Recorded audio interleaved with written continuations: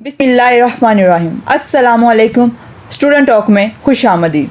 मैं हूं अनिला ज़ाहिर और मैं हूं इस्माइल यास। जिस तरह के करंट सूरत हाल आपको पता ही है कि फ़ॉरेन फंडिंग ने हवा पकड़ी हुई है कि फ़ॉरेन फंडिंग केस का फैसला सुना दिया जाए तो आज उसका हतमी फैसला सुना दिया गया है इलेक्शन कमीशन के थ्रू। 21 जून को इसका फैसला जो था महफूज कर लिया गया था। अकबर एस बाबर ने, याद रखें कि अकबर एस बाबर ने जो था इसकी पटिशन दायर की थी इलेक्शन कमीशन में कि जो है ममनुआ फंडिंग पाकिस्तान में आई है, PTI के अकाउंट्स में डिक्लेयर हुई है और कुछ के अकाउंट जो थे PTI ने डिक्लेयर नहीं किए और उस वजह से इलेक्शन कमीशन ने साबित कर दिया है कि ममनुआ फंडिंग है और उसके लिए जो है नोटिस भी जारी कर दिया गया है।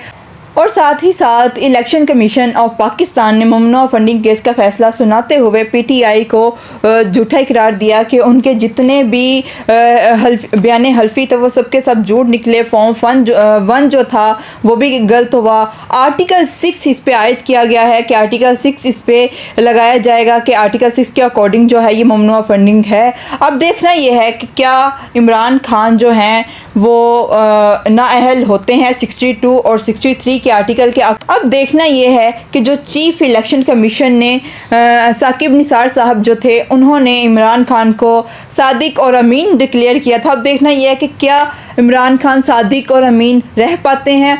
और अब सियासी सूरत हाल ये है कि अब जुमेरात को इमरान खान ने धरना देना है इलेक्शन कमीशन के सामने कि वो मुस्तफ़ी हों और इस्तीफ़ा दे।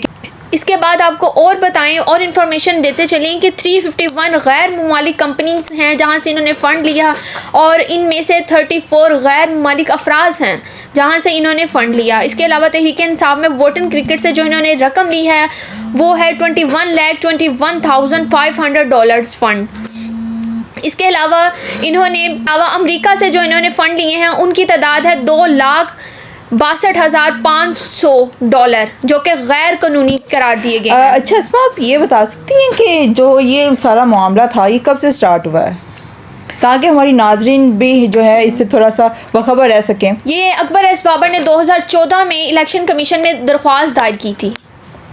14 नवंबर 2014 को अकबर एस बाबर ने ये पटिशन दायर की थी सुप्रीम कोर्ट ऑफ पाकिस्तान में कि ममनुआ फंडिंग पाकिस्तान में आई है, तहरीक इंसाफ के अकाउंट में आई है, वो डिक्लेयर हुई है। आज इस तरह के इलेक्शन कमीशन ने भी ये सूरत हाल पे उन्होंने कहा है कि ममनुआ फंडिंग केस जो है वो हुई है इमरान खान के अकाउंट्स में और कुछ अकाउंट जो थे वो डिक्लेयर हुए हैं। 8 अकाउंट डिक्लेयर हुए हैं। पॉलिटिकल पार्टीज़ ऑर्डिनेंस 2002 के तहत भी गैर मुल्की फंडिंग आना और सियासी जमातों के मफाद के लिए वो इस्तेमाल होना गैर कानूनी है। इस तरह के section 204 of the election act of 2017 के मुताबिक जो है वफाकी हुकूमत जो है इस चीज़ की मजाज होगी कि वो सुप्रीम कोर्ट में एक रेफरेंस दायर करे और उसमें बताया जाए और सुप्रीम कोर्ट के हक़ में ये फैसला होगा कि क्या वो इमरान खान को नाअहल इकरार दे सकते हैं 62 और 63 के आर्टिकल के अकॉर्डिंग।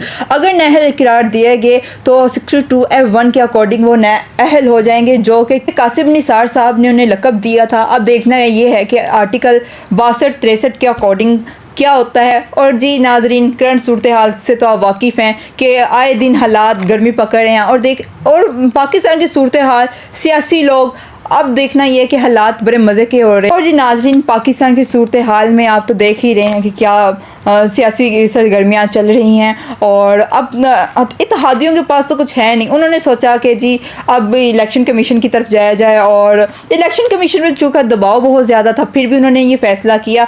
अब देखना ये भी है कि क्या वो फ़ैसले उन पर भारी पड़ सकते हैं कि नहीं पड़ सकते हैं। अब ये भी बड़े मज़े की सूरत हाल है। तो जी नाजरीन, अब हम इसके बारे में अस्मा से पूछेंगे कि जो मीडिया में टॉक हुई है इसके अकॉर्डिंग, तो आप उसके बारे में क्या बात कर सकती हैं?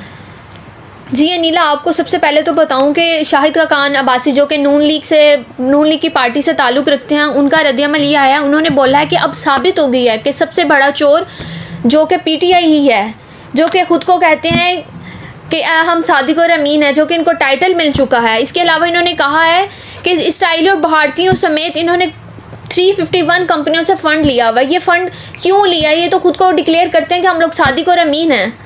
اس کے علاوہ جو پی ٹی آئی کے رہنما فرح حبیب ہیں انہوں نے بھی میڈیا ٹاک کی ہے, انہوں نے بھی یہ کہا ہے کہ پی ٹی آئی پر ابھی تک کوئی پابندی کا فیصلہ نہیں ہوا.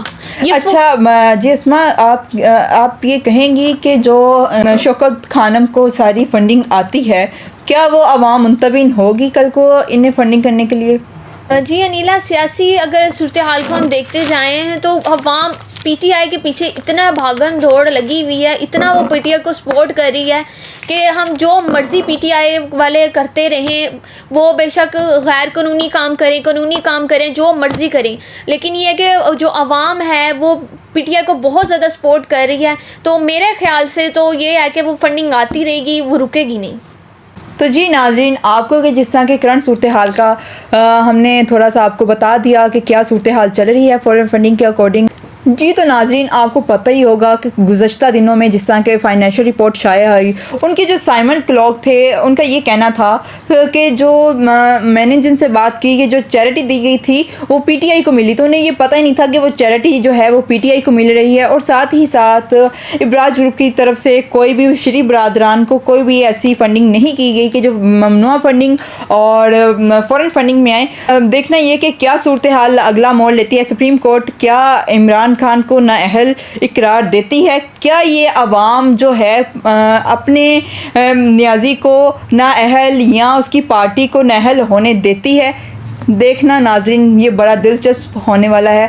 اسی کے ساتھ اپنی میزبان کو دیجیے اجازت. اللہ حافظ.